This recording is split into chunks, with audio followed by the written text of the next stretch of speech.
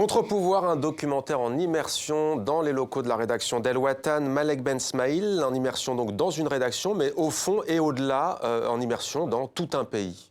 Oui, toujours, c'est-à-dire que c'est dans la continuité de mon travail. L'idée, c'est de revenir à chaque fois, prendre acte, et je voulais prendre acte en filmant ce que j'appelle moi l'Algérie contemporaine, régulièrement, c'est-à-dire que enfant, on n'avait pas accès aux documentaires en Algérie. Vous saviez que les documentaires étaient des films d'abord de propagande, sous Boumedienne, etc., et que je pense qu'il faut recréer ce réel-là, il faut le filmer parce qu'on a besoin de se voir en face très très régulièrement, et cette immersion-là me permettait aussi de montrer au sein d'El Watan, de montrer finalement une sorte de micro-mouvement, de microcosme qui réfléchit à la démocratie, qui réfléchit à la liberté, qui est presque notre seule bouffée d'oxygène, qui est cette presse finalement indépendante, qui était le seul acquis finalement de ce début de démocratie en Algérie. Alors, ce qui est assez frappant, et l'un des enseignements dans les années 90, ce qui est assez frappant, c'est aussi que lorsqu'il y a 5 ans, il y a eu le soulèvement en Tunisie, la révolution, beaucoup ont dit en Algérie, c'est inerte, amorphe, il ne se passe rien. Votre documentaire prouve que c'est dur, mais qu'il n'en est rien. Non, et il faut continuer absolument, c'est-à-dire qu'il faut continuer à montrer les gens et les journalistes et les intellectuels qui font un travail extraordinaire.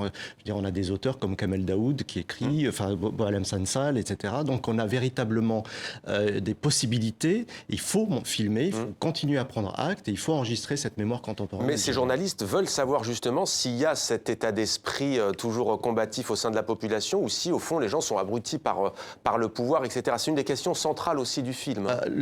Oui, elle montre que finalement cette liberté, elle est située entre 4 murs. Et que cette liberté, elle ne s'acquiert pas par la rue, dans la rue. On sait bien que les rues sont complètement quadrillées. C'est-à-dire qu'on le voit bien, il y a le mouvement Barakat qui est un mouvement citoyen et qui tente de manifester pour X raisons, pour un certain nombre de problématiques politiques ou sociétales. Il y a tout de suite effectivement la police qui est là. Et les journalistes en parlent très bien. Mais la démocratie, finalement, ce débat démocratique intervient où? Entre 4 murs. Entre les 4 murs de quoi?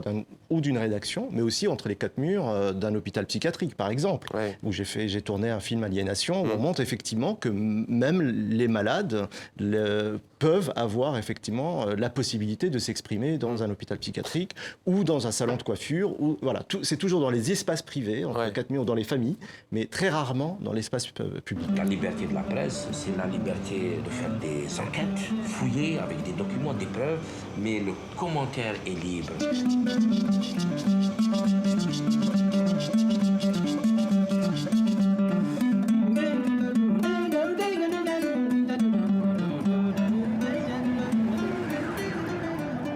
Invisible pendant la campagne, Abdelaziz Bouteflika n'arrive plus à se déplacer seul, affaibli par un AVC.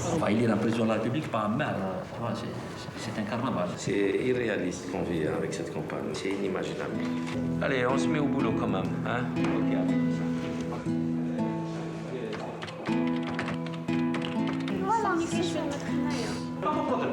C'est la dialectique historique. Ah, mais bien sûr que c'est la dialectique historique.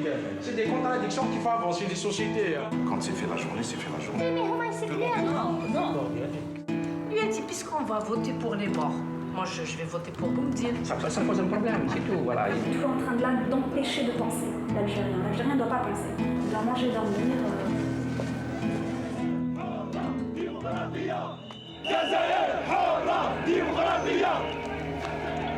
Peut-être que les gens considèrent que la candidature au 4e mandat est une forme de violence qui appelle une autre. Finalement, Bouteflika n'est plus l'homme de la stabilité, mais l'homme de la division. Pourquoi on rejette l'élection? Parce qu'elle est fermée. Si tu dis qu'elle est fermée, ça veut dire qu'elle est jouée d'avance.